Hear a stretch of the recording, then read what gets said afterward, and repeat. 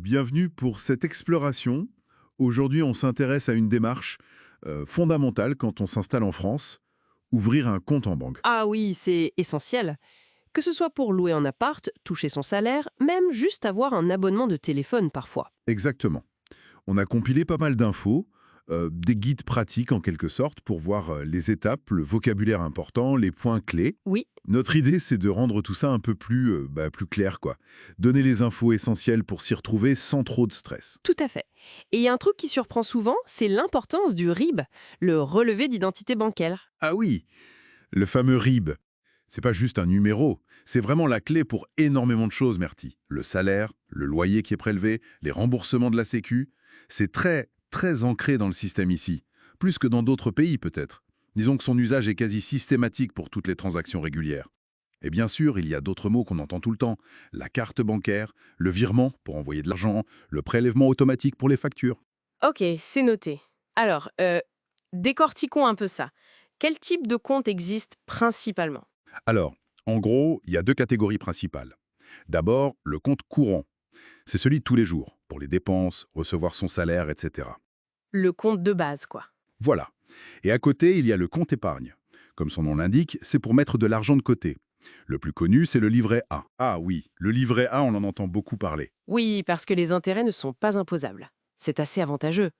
Mais bon, pour commencer, un simple compte courant avec une carte, un RIB et un accès en ligne, ça suffit largement. D'accord. Et où est-ce qu'on peut ouvrir ce compte courant? J'imagine qu'il y a plusieurs options. Oui, tout à fait. Il y a les banques classiques, disons, les banques traditionnelles comme BNP Paribas, Société Générale, Crédit Agricole, LCL, la Banque Postale.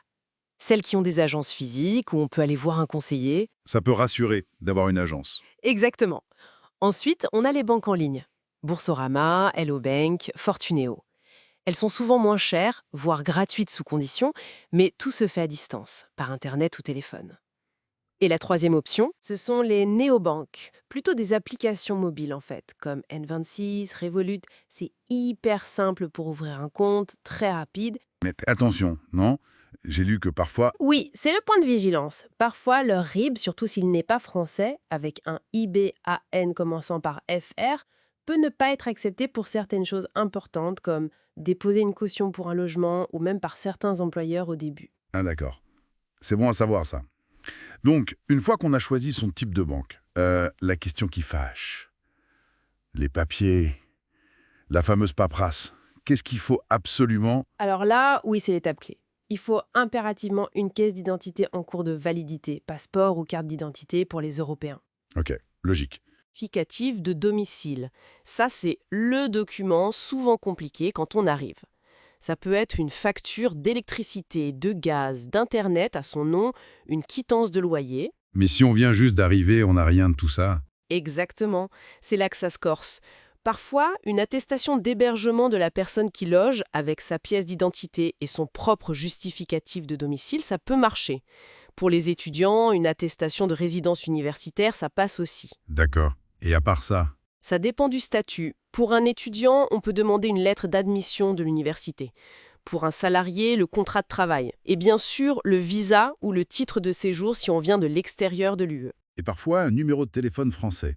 Ou un justificatif de revenu. Oui, certaines banques le demandent. Le numéro de téléphone français, c'est assez fréquent. Les revenus, c'est plus pour certains types de comptes ou de cartes. Un conseil. Vérifiez si la banque a l'habitude des dossiers d'étrangers, ça peut faciliter les choses. Très clair. Et mettons qu'on est au guichet, ou même au téléphone. Quelle phrase simple pourrait aider si on n'est pas super à l'aise en français? Des choses très directes. Bonjour, je voudrais ouvrir un compte bancaire. Si c'est pertinent, précisez je suis étudiant étranger ou je suis salarié, simple et efficace. Demandez clairement quel document faut-il exactement pour éviter les mauvaises surprises. S'informer sur les coûts. Est-ce qu'il y a un compte gratuit ou avec peu de frais? Oui, important ça, les frais. Et préciser ses besoins. Je cherche une carte simple sans découvert autorisé pour commencer. C'est plus prudent au début. Et la question cruciale, je peux avoir un RIB rapidement ou quand est-ce que j'aurai mon RIB? Le RIB, toujours le RIB. Et au-delà de ces phrases, des conseils pratiques ou des erreurs à éviter. Oui, quelques points. Si la barrière de la langue est forte au début, choisir une banque qui a une interface ou un support client en anglais, ça peut aider. Bonne idée. Demander explicitement une carte sans découvert autorisé, ça évite les agios, les frais de découvert qui peuvent vite grimper si on ne fait pas attention. Mhm. Bien activer l'application mobile de la banque, c'est super utile pour suivre son solde en temps réel.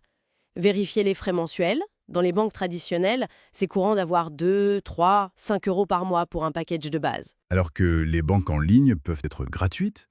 Souvent oui, mais il peut y avoir des conditions. Utiliser la carte un certain nombre de fois par mois ou avoir un certain niveau de revenus versé sur le compte. Faut bien lire les petites lignes. Et les erreurs classiques. Le dossier incomplet, c'est le plus fréquent. Ça bloque tout. Oublier d'activer sa carte une fois reçue. Ne pas faire attention aux frais cachés. Frais de retrait dans d'autres banques, frais à l'étranger. Et cette confusion, comme on disait, avec les RIB de certaines néobanques qui ne passent pas partout. D'accord, c'est très complet. Donc si on résume, bien préparer ses documents, surtout identité et justificatif de domicile, choisir le bon type de banque et de compte pour ses besoins, connaître 2 ou 3 phrases clés et insister pour avoir le RIB vite fait. C'est exactement ça. Et ça ouvre sur une autre question importante. Au-delà de juste ouvrir le compte. Ah! Laquelle? C'est la gestion au quotidien. Une fois le compte ouvert, il faut vraiment prendre un peu de temps pour comprendre comment ça marche. Quels sont les frais exacts pour quelle opération? Quelles sont les limites de paiement ou de retrait de la carte, surtout si on voyage? Comprendre aussi ce qui est inclus dans son package bancaire, c'est essentiel pour bien gérer son budget ici en France et éviter les mauvaises surprises.